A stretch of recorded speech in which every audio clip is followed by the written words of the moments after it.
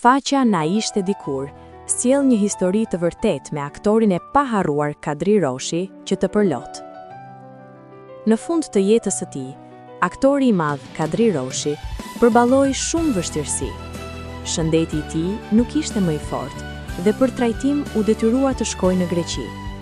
Por edhe atje, me gjithë respektin dhe kujdesin, sfidat ekonomike dhe lodhja e jetës i vështirësuan ditët.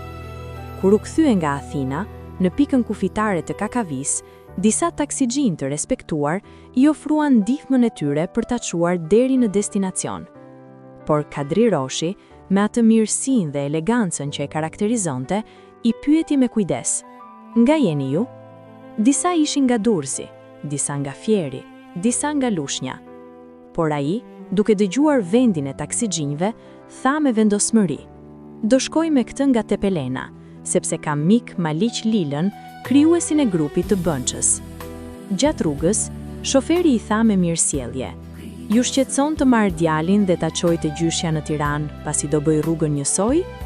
Pa u menduar dy herë, Kadri Roshi ju përgjigj: "Ta marrësh, është kënaqësi të kemi një fëmijë në makinë në gjithë këtë rrugë të gjatë."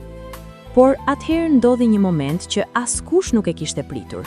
Kur djaloshi, i gëzuar se do shkonte te gjyshja, pa Kadri Roshin, filloi të qaj dhe të bërtas. "Jo, nuk vi në makinë me atë që vrau Sulon." Për një moment, heshtja mbuloi makinën, por Kadri Roshi, me durim dhe mirësjellje të paepur, ju afrua dhe tha butë: "Sulua nuk është vrarë vërtet. Ai rron, është bërë burr i madh."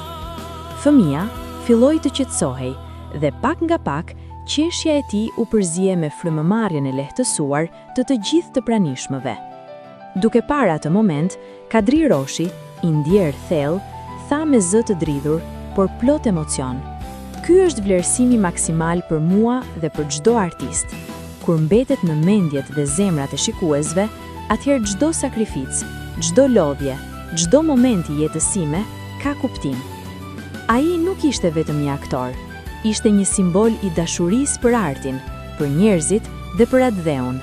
Një njeri që edhe kur lodhej nga jeta, ditë pas dite, tregonte se madhështia nuk matet me medalje apo tituj, por me respektin dhe dashurinë që fiton tek njerëzit. Në këtë rrugë të gjatë, në makinë me një fëmijë që qante për një personazh të trilluar, Kadri Roshi tregoi një herë për të gjitha se arti dhe ndershmëria e shpirtit janë të paprekshme, se çdo herë që një shikues, madje edhe më i vogli, e njeh dhe e vlerëson, atëherë aktori jeton përjetësisht. Dhe kështu mbetet midis nesh, përjetësisht, artisti i popullit, Kadri Roshi. Për më shumë video të tilla, abonohuni në kanalin ton Na ishte dikur.